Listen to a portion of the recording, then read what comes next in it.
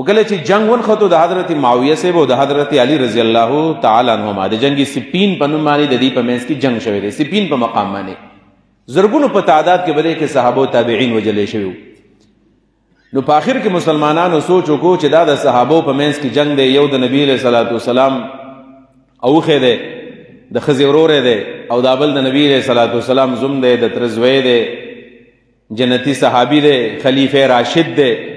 د دې په منځ کې دا جنگ ختمول غواړي. نو جنگ چې ختمو نو داسې ختم کو چې ویل راځي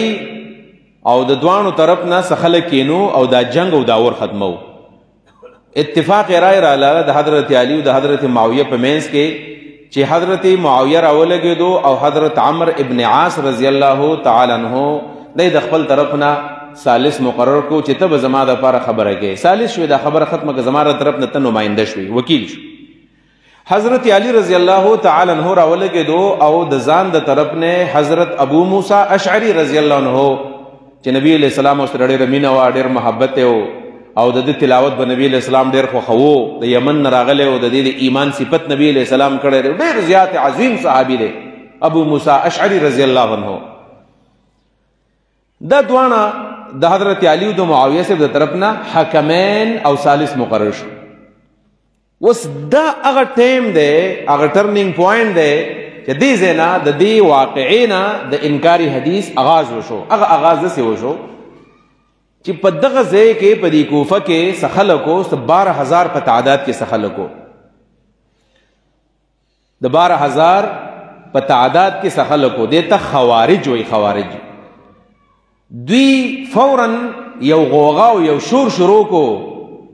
القرآن کریم کې خو الله رب العالمین فرمایي تاسو دې خبرې ته ګورئ تاسو ذهن کې به دا خبره کینی څنګه چې نن د आवाज اوچتېږي د مختلفو مدارسونه د مختلفو مساجدونه چې قرآن کافي دی کنه قرآن کې یو خبره ده او حدیثو کې بل خبره ده. نو دا اعلان هغه خلکو کو چې قرآن کریم کې خو الله تعالی فرمایي چې ان الحكم الا لله د فیصله اختیار خو د الله د پاره دی. او ګوره حضرت معاویه او حضرت علی دی دوار خو د فیصله اختیار ابو موسی اشعری ته عمرو ابن عاص ته ورکو. نو قرآن کریم کې الله تعالی فرمایي چې ومن لم يحكم بما انزل الله فاولئک هم الکافرون. سو کې د الله تعالی په کتاب باندې فیصلهونه کې دا کافر دی. لہذا علیم کافر دی معاویه کافر دی او په حضرت علی باندې په معاویه باندې رضی الله عنهما باندې د کفر پتو لګیدله ولا کافر دی. ولی علی پیژنې علی څوک دی؟ علی خو عظیم سره د نبی علیہ السلام ورته انت مني بمنزله هارون من موسی. ته خو ما ته داسې لکه څنګه چې د موسی علیہ السلام سره د هارون علیہ السلام نسبتو. او غدیر خم کې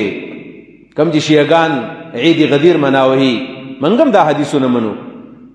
نبی علیہ الصلوۃ والسلام ویلو په غدیر خم مقام کې ویل من كنت مولاه فهذا علی مولاه. زه چې د چا دوست یم او زه چې د چا آقا یم دغه آقا او دغه دوست به دا حضرت علی وي. نبی علیہ الصلوۃ والسلام خو صدا نسبتو بهر تقدیر دوی دا خبر وکړه چې دوانه کافر دي ځکه چې قرآن کریم کې وایي د فیصله اختیار دا د الله د پاره دی او حضرت معاویه سے او حضرت علی سے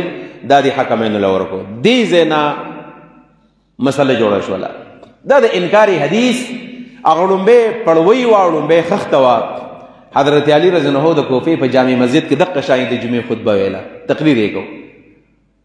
چې تقریر یې کو په دې خبره باندې چې زمونږ دا مسله به الله حل کړي او کسان ناس دی خبره اتره کوي. نو پاغه ګټ کې یو شیطان ناس یو شیطان په دې ځکه ناس دی بل په دې مینس کې ناس دی بل پاغه ګټ کې ناس دی بل پاغه ځکه ناس دی. आवाज یې وکړو ان الحكم الا لله. مطلب تمنګ ته په منبر باندې قرآن او حدیث بیانې او د فیصله اختیار دی بل چاله ور کړی دی د فیصله اختیار خدا الله دی. مطلب ته کافر او تمنګ ته مسلې کې خو چون کې خلیفین سره تنه شو ویلې. حضرت علی صاحب دا ټولې خبرې اورېدې خو پتهش کې نه راتلو. ویل کلمه حق اريد به الباطل. خبرم ټیک دا خو مقصد هم دی باطل دی. الفاظ ټیک وایي دا د قرآن الفاظ دي خو مقصد نه بیانوي. ولی مقصد خو په حدیثو کې بیان شوی دی. تاسو خو د احادیثو انکار وکړو. دا هغه ځای کله چې دا فیصله وشول نو دا 2000 کسان دوی لاړ وروتل. ویل منګه د دې خلکو سره وخت نه تیرو. دا قرآن نه مني دا قرآن نه مني او منګه زو او دی حدیث مني. لاړل حرورا مقام ته جلاله نو حضرت علی رضی الله عنه د خپل د ترزوی عبد الله ابن عباس رضی الله عنهما راوخت عبد الله دی فرش دسی کار دی قران باندې خپوي ګلال شاه او دا په حرورا کې چې دا کم مقام ناشتي حروریا دلته بلال شي او د دې خلکو سره به مناظره مباحثه به سره وکي سی ورته ویلو ولیات ساته ته چلال شي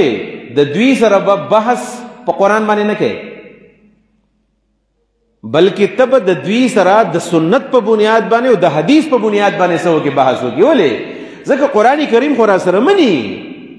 ته ګورې نه چغې وهي چې ان الحکم الا لله نو قرآن خو مني خو د نبی علیه الصلاۃ والسلام حدیث نه مني د رسول الله سنت نه مني تلال شاه او د دې خوارج سره د سنت په بنیاد باندې او د حدیث په بنیاد باندې بحث وک عبد الله ابن عباس ورته ویل که په قرآن را سره بحث کوي نو ترجمان القرآن یما بالکل په قرآن پوهېږم په قرآن را سره بحث نشي کولی البته د رسول الله په حدیثو به سره بحث وکړم لاړو عبد الله ابن عباس رضی الله عنهما او د هغوی سره چې کله بحث وکړو نو په دغې بحث په نتیجه کې 8000 پورې کسان چې وو هغه په خبره باندې پوه شول واپس راغلل او دا 4000 کسان په هغه ځای کې پاتې شل دقې ته خوارج وایي دا هغه ډله ده هغه جته ده چې په ابتدا د اسلام کې په پهلی صدی کې په لومبۍ صدۍ کې د نبی علیہ الصلوۃ والسلام د مرګ لا سل کاله نه دی شوي د رسول الله صلی الله علیه وسلم د مرګ تقریبا 13 کاله پوره کېدونکي دي په دغه زمانه کې دا فتنه راوچته شوله او حضرت علی رضی الله عنه د دې فتنې سدباب وکړو د عبد الله ابن عباس په لاس باندې دې زمانه کې دا د خوارجو گزارو په اسلام باندې او خوارجو چې نبی علیہ الصلوۃ والسلام د دې خوارجو په باره کې خبره کړل دا واوري ناشنا خبره ده خوارج وای د سي خلک دی کنه چې منځونه کوي دا سي خولي منځونه بکې چې تا د خپل منځونه غب بخکار شي او دغ قیامونه او دغ رکوعات او چې روجي نسی نو تا ته د خپل روجي برته غب کار شي نبی علیہ الصلوۃ والسلام فرمایي سنن د بیهقی کې د حدیث دی پنسه به خبره اوچتی کړي مشمر الازار به پنسه به اوچتی خو خسته ګری به پریخ یعنی شکل صورت به بالکل د مسلمانانو یعنی موږ وایو کنه چې هندو به مسلمانېږي داسې هولیه به داسې برابر او قرآن کریم به داسې په مهارت باندې وایي په قرآن به داسې پوهیږي یقرؤون القرآن د قرآن تلاوت به کوي البته نبی علیہ الصلوۃ والسلام ویل لا یجاوز تراقیهم د مرین ښکته به نه ځي تراقی یعنی قرآن په دې شونډو باندې او په دې ژبه باندې او په دې خوله باندې به د قرآن تلاوت کوي خو لا یجاوز تراقیهم د مرین ښکته نه ځي صرف دا د خولې خبرې د خلکو دي او نبی علیہ الصلوۃ والسلام فرمایي چې کله د دین موقع راشي کنه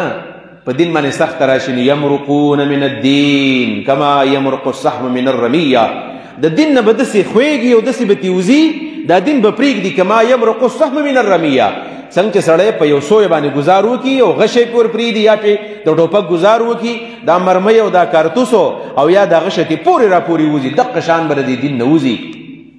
او حتی په حدیث کې راځي نبی علیہ الصلوۃ والسلام فرمایي چاړو داسې غشی دی چې د هغې په دې پیکان باندې او د هغې په دې تیر باندې او د هغې په دې پرمر په دې وزرو باندې د غوښه پاتې نه شي بالکل د دین نه به داسې وځي معلومیږي دا چې دغه خلکو چې په ظاهر کې صرف مسلمانان دوکه کول دا فتنه په هغه زمانه کې شروع شوله دا لومبۍ خبره وه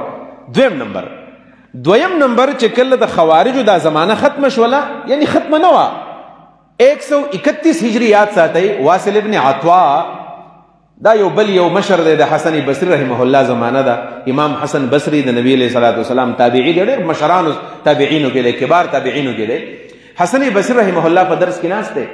او د دې خوارجو نه یو متاثر یو هلک دی واصل ابن عطا په نوم باندې واصل ډېر قابل او ذهین او جینیس هلک هغه د حسن بصری رحمه الله سره په یو مسله کې ونښته استاد د شاګرد سره نښلي شاګرد استاد سره کله ونښلي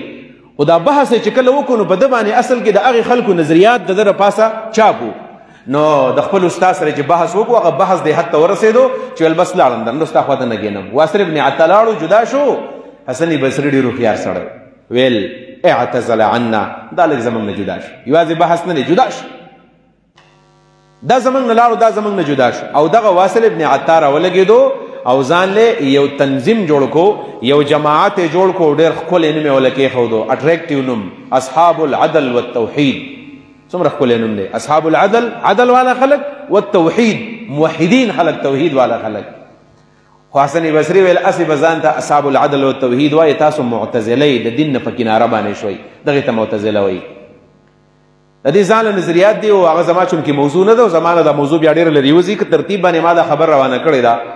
د معتزله او داسې کار وکړو چې هغه خوارجو خو یو کار وکړو قرآن کریم مخې ته پیش کو چې قرآن کافي دی او تاسو چې د احادیثو دا کمې خبره کوئ دا نه منو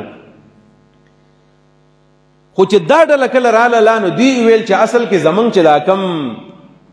دغه دی دا عقل دی عقل موږ به د احادیث په دې عقل باندې تلو ړومبی خلک راغې د الله د صفاتو نه انکار وکړو او بیا عقل هغوی داسې پیمانه کېښودله چې موږ به احادیثو د ګورو که دا زموږ عقل منل نو ټیک ده او که عقل نه منل کامن سنس نه منل نو بیا به پرېږدو موږ په دې وجه باندې د اهل سنت والجماعتو څلور بنیادي اصول دي قرآن سنت اجماع او قیاس څلور اصول دي خو دا معتزله راله دوی پکې یو زیات کو قرآن سنت اجماع قیاس او عقل د عقل په بنیاد باندې هغوی احادیث رد کړل دا مې درته انیشیل سټیج بیان کو ابتدایي زمانه وا چې په دې طریقه باندې خوارجو معتزلو د حدیثو نه انکار وکړو